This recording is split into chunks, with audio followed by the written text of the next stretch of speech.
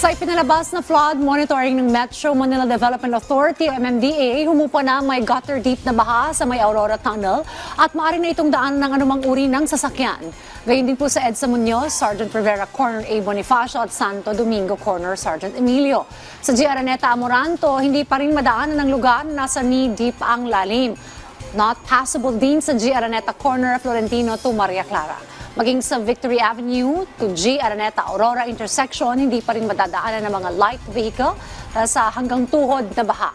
Samantala, bagamat marami rin sa mga lansangan sa Malabon City ang lubog sa baha, possible na rin ito sa lahat ng uri ng sasakyan. Sa inilabas naman na thunderstorm advisory ng Pag-asa, makaranas ng moderate to heavy rain showers sa may kasamang pagkidlat at malakas na hangin. Ang lalawigan po ng Zambales, Bataan, Tarlac, Pampanga at Bulacan sa susunod na 2 oras. Patuloy po kayong mantabay sa mga updates sa ating mga news platform.